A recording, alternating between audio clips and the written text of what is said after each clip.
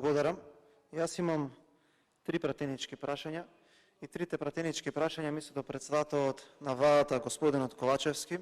Јас во моите 3 прашања ќе се фокусирам исклучиво на македонскиот работник, нешто кое што сметам дека во денешнава дискусија, а и во подолг период наназад е заборавен од македонската влада. Можевме да видиме дека имаме секојдневни штрајкови од различни синдикални организации.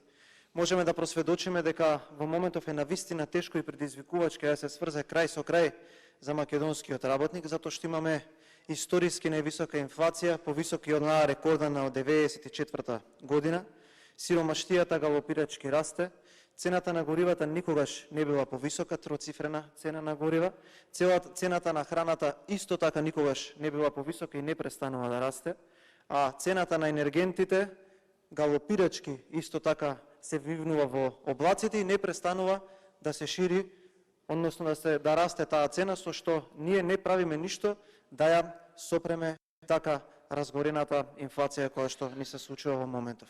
Потрошувачката кошничка секојдневно се зголемува. Само за месецеве мај и април се зголеми за 2000 денари, од почетокот на годината е над 2300 денари. За една година е повисока за 4000 денари. Платите во Република Македонија и како ја губат трката со зголемените цени и предизвикувачки е се она што се случува пред македонскиот работник. Трите главни контрибутори за една обична нормална живеачка, тоа се горивата, храната и цената на струјата, како што кажав, не престанува да расте и сосема е логично барањето на работниците за повисоки плати.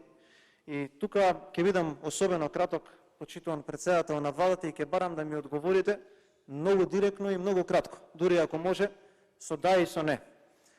Прашањата ми се директно произлезени во комуникација со синдикатите и се нивна желба, бидејќи и ССМ и КСС како најголеми синдикални организации во државата се обратија до сите политички партии во парламентот и до сите координатори.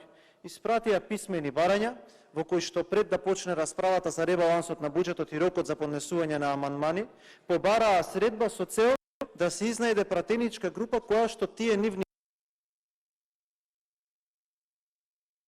нели да се расправи или да се усвојат тие амандмани. Ние како пратеничка група се одзвавме на поканата, направивме средба со синдикатите и се договоривме на објективна и на принципијална основа. Што може да прифатиме како политичка партија и да поднесеме, што не можеме. Господине Ковачевски, да не должам многу, прашањата се следни. Дали предлогот на ССМ за линеарно покачување на плата ќе го прифатите? Дали кога буџетот, се надевам ден поскоро, ќе дојде во владата, ќе ја смените волјата на пратениците која што беше против, и дали ќе го прифатите барањето на ССМ за линеарно зголемување на платите од 2806 денари? Ценам ако ми одговорите со да или со не. Второто прашање. Дали предлогот на Конфедерацијата на слободни синдикати за парична помош на вработените во приватниот сектор ќе го прифатите? И тука би ценела и синдикалците би ценели ако одговорите со да или со не. И третото прашање, господине Ковачевски. Пред малку видовме дека оној ваш омилен партиски председател на Регулаторната комисија за енергетика вели струјата ќе се поскапува во 4 блокови, но во просек 7,4%. Не убедуваа 2 месеци, еве тука да не спомнам имиња, гледам двајца заедно со вас кои што не убедуваа дека цената ќе поевтини, за домаќинствата 4 блока во просек 7,4% поскапување. За маливе потрошувачи во стопанството не се спомнува. Таму има енормно покачување на цената на струјата. Ковачевски, дали е ова уште еден блескав успех на власта и ве молам да ми одговорите колкаво ќе биде реалното поскапување на цената на електричната енергија? Ви благодарам.